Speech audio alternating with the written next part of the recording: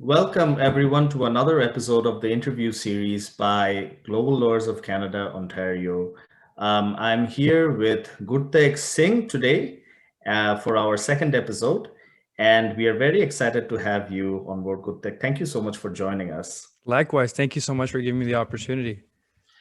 Not at all. It's an absolute pleasure. So I just mentioned a few things about the GLC interview series at the very beginning. It's a series that we started last year, towards the end of last year, and it is aimed at highlighting the very best of the internationally trained legal community Thank you. in Ontario and elsewhere in Canada. And the hope is that through this series, people will get to meet those who have established themselves within the legal profession here, and those who obviously, have had an internationally trained legal background. I am Syed Jawad Kader, and Gurteg here is a fine example of an internationally trained lawyer who established himself. He's just completed his articling requirement and has just been called by the Law Society of Ontario, and he's a lawyer here. Yeah. Congratulations. Thank you so much. Thank you. Um, he's a lawyer at Ethical Associates. He's had an interesting route towards meeting the experiential articling requirement, and it would be very interesting to know a little more about that a little later on. But firstly, tell us a little bit about yourself. Tell us why. I remember you told me that you wanted to be a doctor. Yeah. And then you sort of had a U-turn and you wanted to be a lawyer, and then you went to England. Yeah. Tell us a little more about what sort of a journey you've had so far. So it's been an interesting journey. I completed my undergraduate degree at McMaster University in Hamilton. I went into the life sciences program in year one, thinking that I wanted to pursue medicine, and I think like everyone around me at the time also, wanted to pursue medicine because you are in a life science program. Everyone's just sort of like ushered into the same pathway. So that was my focus for a very, very long time. It was a 4-year program, excuse me, and I spent 5 years at McMaster overall. But I think the goal always was to work through medicine and work my way into human rights and health policy, and maybe dip my toes into, hospital management a little bit at some point later in my life. And I think at some point in my 4th year, I had written the MCAT twice, which is the standardized licensing test equivalent to the LSAT for medical students. So I'd written the MCAT, wrote it twice, got a good enough score to apply to medical school in Ontario, was in the process of getting my application together. Had some conversations with some of my mentors, some of my great professors that I had at the time. They were willing to write me reference letters. Everything was good to go. Everything was in order. And then I had this very interesting conversation with a professor that I was TAing a course for. And I told him, I was like, look, this is my, life plan. I want to eventually make my way into health policy, and I want to go into, like human rights. And that's what I want to work towards. And I think using medical school as a platform would be the best way to go about doing it. And he really sat me down and he was like, look, I'm going to be like blatantly honest with you. If practicing medicine is not what you want to do, 100%, don't do it. Medical school is not the way to go if your goal is to go into health policy. Like, yeah, I'm sure it'll help you. And, he told me, he's like, I don't doubt your abilities to go through med school, but it's just that if you hit a roadblock, you'll just be miserable the whole way through, and it won't be a pleasant experience for you. So even if you're at a 99% and you have 1% of doubt that medical education is what you want to, be immersed in for the next 4 to 6 years, I would avoid it. And there's plenty of other ways to get to human rights and health policy, and maybe work your way into hospital management or healthcare management at some point in your life. And I think from that point onwards, I kind of dropped the idea of going to medical school completely and started exploring alternatives, started talking to a few lawyers who worked in human rights. And that's when I discovered, I was like, maybe there are other ways to go about doing this. But I think like much of that was also the environment that you're in. McMaster being a very research intensive university, world renowned for its sciences. Everyone, you go there and you meet, it was in the life science and health science program. Everyone wants to be a doctor, right? So you're surrounded by the same sort of mentality, and it's hard to kind of take a step back and look at it from a bird's eye view. Like, this isn't the be all end all. If I don't go to med school, I'll be okay. Sure, absolutely. But that just tells me that you were actually a policymaker and a lawyer at heart from the very beginning.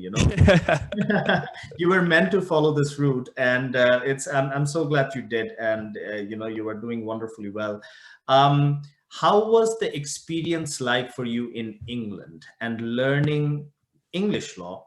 And how difficult was it for you to transition from English law to Canadian law once you came back?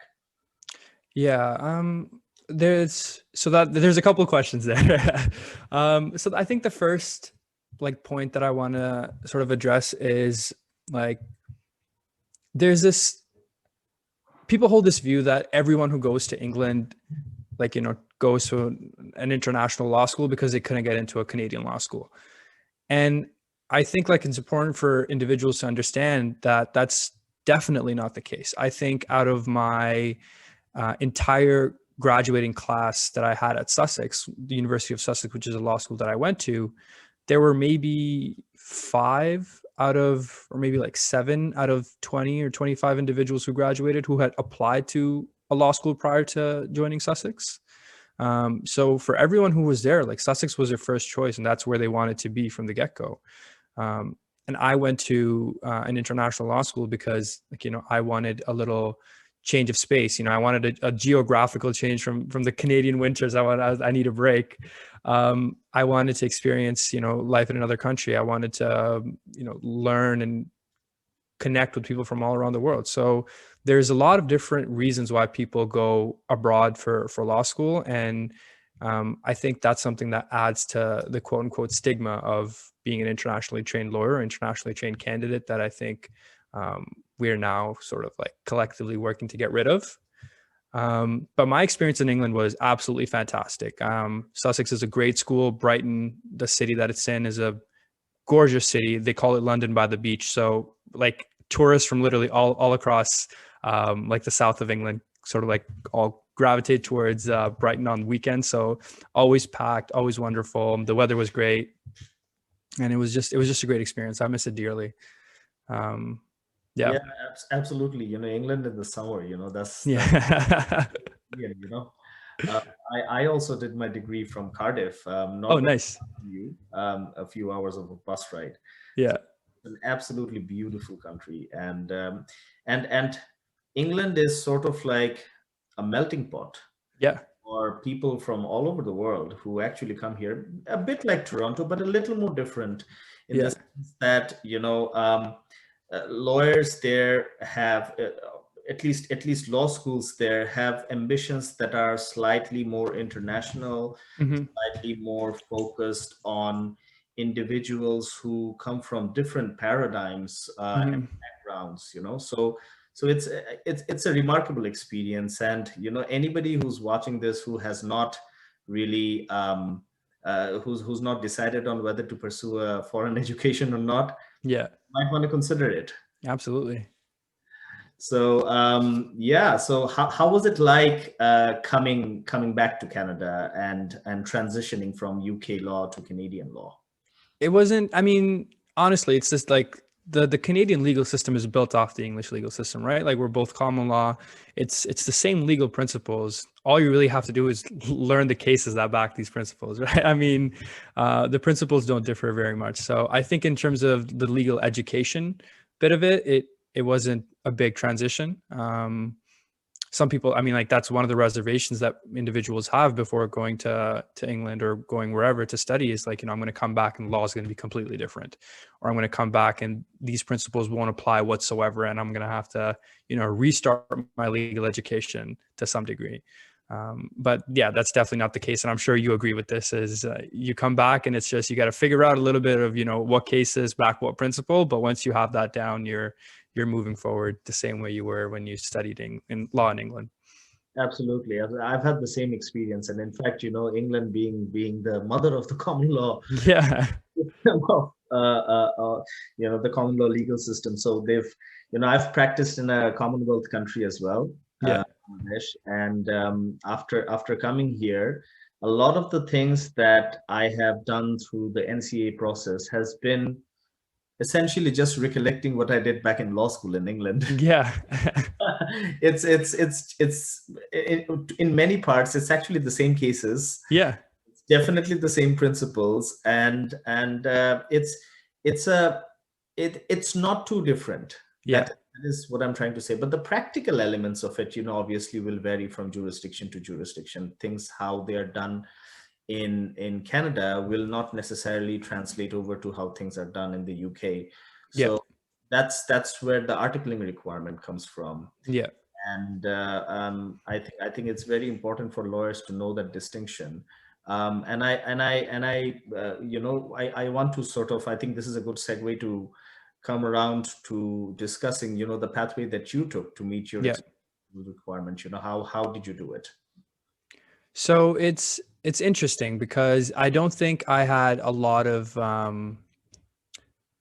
like issue getting through the NCA requirements. Like you said, like it's sort of the same legal principles, and most law schools in England now are recognizing that they are getting a lot of international students, especially Canadians, studying at their schools. So they're offering, Canadian courses. Like Sussex had Canadian constitutional law and Canadian administrative law as possible electives. So it's not like you're learning courses that you won't be able to apply later on. Like you're learning Canadian education abroad as well. So that's a big positive change that's happened in English schools specifically over the past couple of years. So that eases some of the tensions that students have when they come back and they're studying for the NCA process. And it's somewhat, for some individuals, it can be like diving into the deep end where you're like, I don't know anything about Canadian constitutional law. Now I have to read this.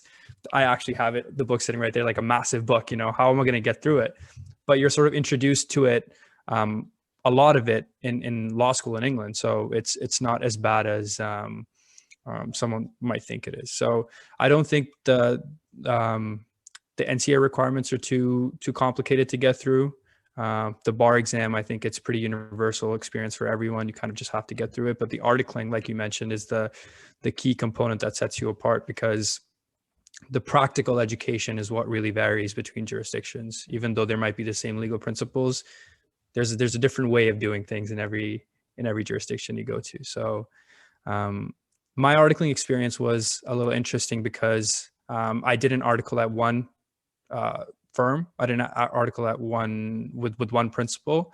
I did what's called a joint article. So joint articles with two principals concurrently. So I worked 3 days with one lawyer who primarily focused on human rights, employment law, a little bit of litigation, civil litigation. And then I practiced 2 days a week with a lawyer who specialized in transactional real estate. So we focused on purchases, sales, refinances, like everything related to transactional real estate, commercial and residential. So those were sort of like the two areas that I was kind of interested in prior to going to law school. And instead of having to choose at the articling stage for what I wanted to do after articling, I was like, I'm just going to try and see if I can experience both.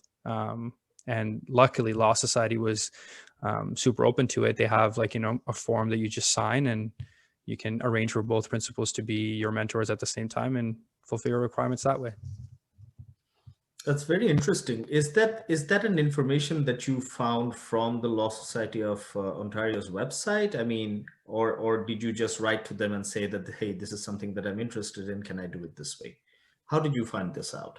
So I think the initial prompt was from one of the principals the second principal that I was working for. And they were pretty much like, can you just ask if you can work for me as well at the same time? Because I would also like to have you on board as an articling student. I can't offer you full time, but I would love to have you work for me part-time, and I'd love to mentor you. So That's when I reached out to Law Society. I initially wrote them an email, and they said, well, I mean, you're asking us this question, but we do actually have a set process for that. And they have a set form in place. It's not something unique that they created on an individual basis. It just exists within their system. So you just fill out the form, you indicate who your principals are going to be, what sort of law they practice, what sort of practical aspects of your training will they be focusing on, and they just make sure that they're both complementary in some way, so your overall articling experience is still complete and you're not lacking in any one area once you get out of articling. And once they approve it, you're good to go. Great. Does the Law Society of Ontario have a matrix or a set criteria of what you need to be doing, or what components your articling supervisor needs to be focusing on while you're completing the articling requirement? Yeah, I think that's something, it's called an articling, I forget the exact name, but I think it's the articling plan that you fill out with your articling principal prior to starting articling. So you just sit down and go through and the sort of competencies that you can expect to get experience in. So, I mean, like when I talked to both my articling principals, they told me that, through your experience with us, you will get a lot of experience in negotiation, or you'll get a lot of experience in, talking to clients, client intake. So that's something that you do right before starting your articling. And that's part of the paperwork that you submit to the Law Society to get approved for working under the principal that you're working in. That's great. That's great. Once you came back from the UK, and I know that this is a bit of a problem for, I shouldn't use the word problem. It's a bit of an issue for those coming back from other jurisdictions to Canada, especially those who are not connected with the legal community and those who are new to the country for the first time. Yeah. How did you feel? How did you go about connecting with the legal professionals here? How did you network? What are the ways that you sort of approached? Because it can be an intimidating process, just a newbie. Yeah. People who are so busy, how do I go about this? Yeah. So how did you approach the issue? I think it's interesting because networking is what landed me my articling positions in the first place. So I think like more than I remember like back in high school, someone told me it's not what you know, it's who you know. And I think that stands true in every profession that you go into. It's networking is key. Doesn't matter what position you're in, how junior or senior your position is. It really depends who is in your network, whether you're looking to get more clients and expand your business, or whether you're just looking to enter the field. So networking is what I would recommend every single law student that's studying abroad, every internationally trained lawyer to just, dive deep into right from the get-go in whatever capacity they can.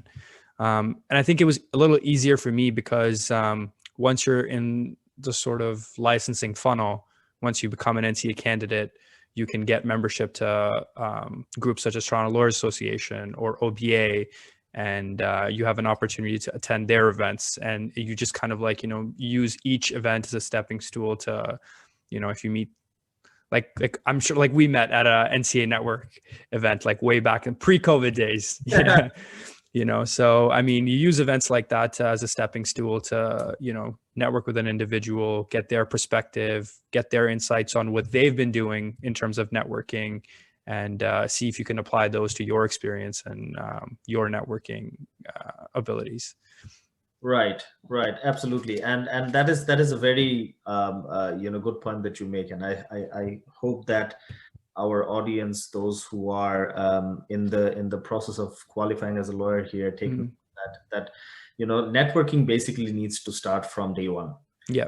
And the sooner it starts, the better. There is nothing called like a bad connection. Yeah. Every connection can help you at some point or the other. It's very important to just put yourself out there and get familiarized, and let others be familiar with you too. Yeah.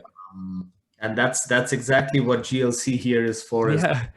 So just connect with us if you want to have a chat, if you want to have, like if you need to talk about anything, just send us a message and we'll be happy to talk about And I it. think GLC, you folks have been doing a great job in getting all the events out there, especially during, I think, the peak of COVID last year when everything was shut down. I remember GLC was hosting like regular weekly office hours with like, a bunch of lawyers from across Canada, giving students the opportunity to just drop in, ask their questions, and a super informal setting, non-intimidating setting to say the least, and then, get whatever they want out of the experience, as opposed to having to email someone or message someone first and request a coffee chat and not be sure if it'll be accepted or not. So props to you folks for putting that on. Thank you. I think the organization has done its best and has capitalized on in the pandemic times. And Yeah. our sessions, both past and the ones that will be going forward, they are all up on our YouTube channel. Mm-hmm. Just go to YouTube and look us up. You'll be able to find all those episodes of our virtual mentor office hours series. Mm-hmm.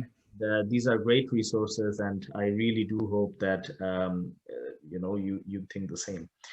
So moving on, sort of, I also wanted to pick your brain about what you thought about the NCA process and how it's sort of how relevant is it, how necessary is it. What advice would you give to students who are looking for an articling position from foreign legal backgrounds, who are Yeah. who at the same time go through the NCA process as well? So I know that there are lots of questions there. Let's start with how necessary you think the NCA exams are. The NCA exams, I think they're an interesting set of criteria that's put forward to internationally trained lawyers to sort of an extra hoop to go through. I personally don't think they're the most effective tools to assess whether any individual will be a competent lawyer or not. Why do you say? And I think it's because they measure for the wrong competent. I don't think the issue with any internationally trained lawyer or any law student who's has their legal education in an international jurisdiction, I don't think it's the problem with them as a candidate is whether they have the relevant legal education to practice law or whether they have sufficient legal education to practice law. So asking them to pass 5 to 7 exams, I think that's testing for the wrong competencies. You are assessing probably some of the most intelligent individuals from around the world about the most basic legal principles just to have them pass through this hoop and put a check mark on their file. I think the NCA process can be changed for the better to help these candidates in ways where they don't have that same level of assistance as compared to a Canadian candidate. And like we talked about, we're talking about articling. I think that's a fantastic area for the National Accreditation Association to focus on to help them get accredited in Canada. I don't think testing for base level law is any sort of measure for how successful they'll be as a lawyer. Sure, I actually echo you because I've completed the NCA process myself. I've gone through the NCA process myself, and I've seen that a lot of what we are tested on is just basic, simple concepts that are common at least across common law jurisdictions. Mm-hmm. Students who've had some experience in common law jurisdictions are more or less familiar with these concepts, and where the line can be drawn and where the real sort of push comes to the shove, it's where the practical elements come in. How familiar are you with the rules of process in the province you want to practice in? Mm-hmm. How familiar are you with the languages that is used? Because there are differences in terminology, there are differences in practice, there are even differences in certain processes of, Mm-hmm. let's say, litigation or transactional aspects of it. And I think the practical elements must be focused, and that is done in the bar exams. Yeah. So it's an interesting discussion, and I'm sure we'll have more of it, and others will also join in. Yeah. But I just wanted to get the ball rolling, on this one. Yeah, absolutely. And I think if I remember correctly, I remember looking this up when I was going through the process of applying to become an NCA candidate. Because I think like when I looked at NCA exams as a law student who's looking to apply to do these exams, I just thought they were so like unnecessary personally. Like I've just finished a course in Canadian constitutional law. I'm going to come back to Canada and you're going to ask me to write the same course, like the same exam all over again within a span of 3 months. And it just didn't make sense to me. So when I was looking it up, I believe the FLSC, which is the body that oversees at the NCA exams, had put together some sort of a committee in like 2017 or 2018 to revamp the NCA process. I'm not sure what their recommendations were at the end of it, but I haven't seen any change since 2017, 2018. So, I mean, like, I'm still waiting to hear what their recommendations would be after doing a thorough assessment of how effective this NCA process is for candidates to partake in. For sure, for sure. In fact, I've actually heard of the NCA inviting recommendations about how the process can be changed from my colleagues at NCA, my colleagues with the GLC. Mm-hmm. I've not seen anything officially put out by the NCA on their website inviting consultations on how the process can be improved. Yeah. And that may be step one to the process, Yeah. It's an interesting discussion, and we will, I'm sure, come back to it more as we go. And like, for example, another thing that sort of struck me after I came here, I was suddenly seeing other lawyers who have 10, 15, 20 years of experience who are just moving jurisdictions, Mm-hmm. being called students. Mm-hmm. I thought to myself, being a student isn't a bad thing. It's a great thing, Yeah. but when you consider the hierarchy that is present in the legal profession, students are probably, like not exactly at the highest At level. the top, yeah.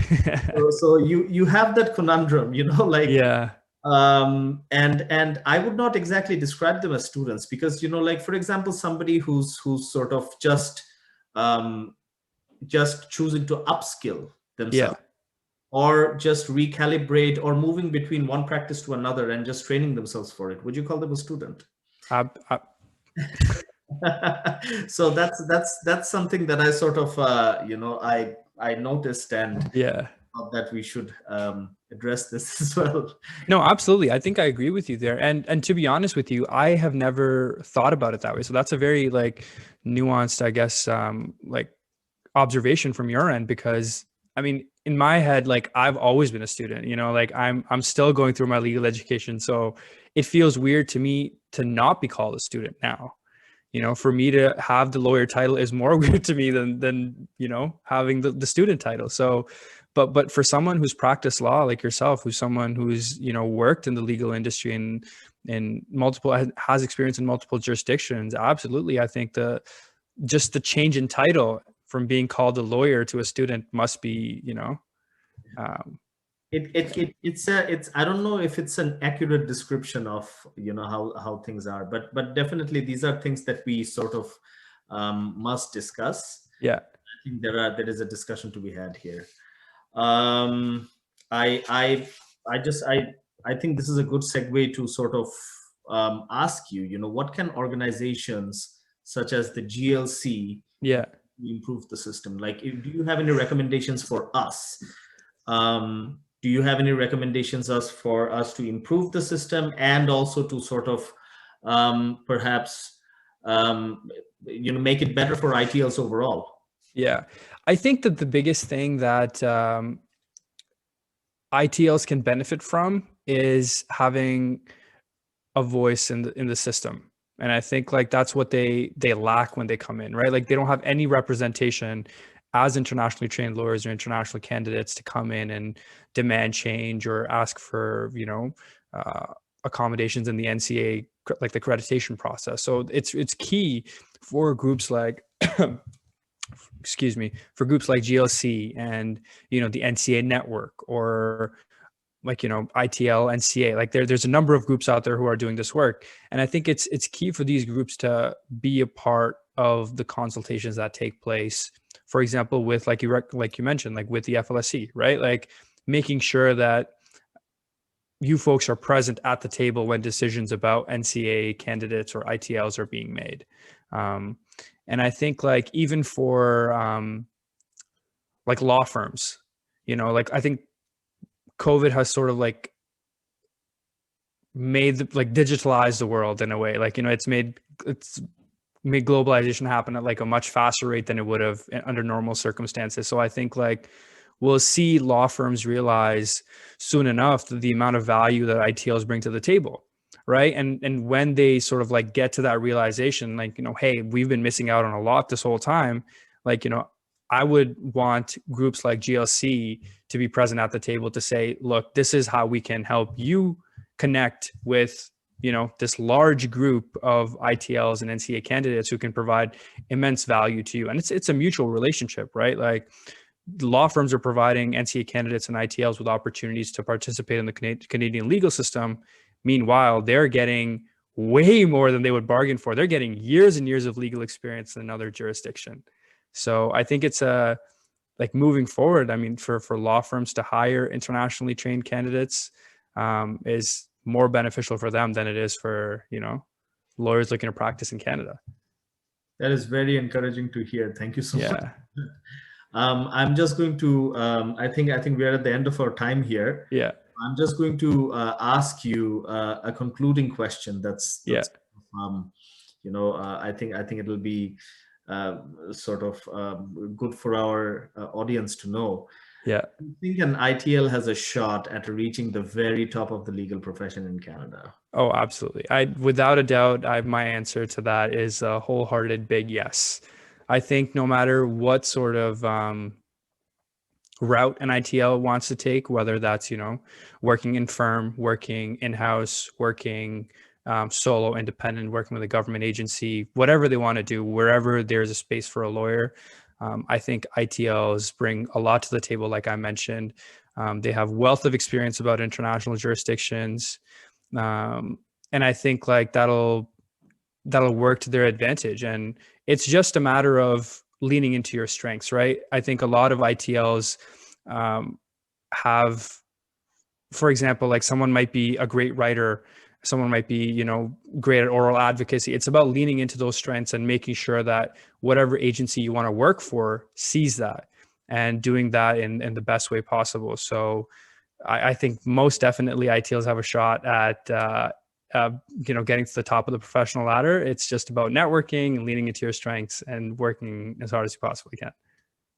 And with that note of encouragement, we will conclude our discussion today. Thank you so much, Gurteg, for joining us today. It was an absolute pleasure talking to you. Thank you so much for having me on. I really appreciate it. And I mean, just as a closing remark, I think like during my time of need, you know, I reached out to a lot of lawyers. We connected at NCA network events.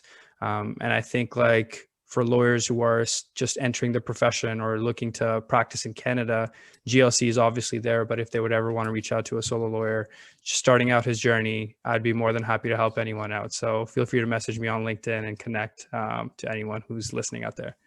That is great. I will add a link to your LinkedIn profile in the description of our video. Thank you so much, Gurteg. It was wonderful having you. Awesome. Thank you, Syed. Take care.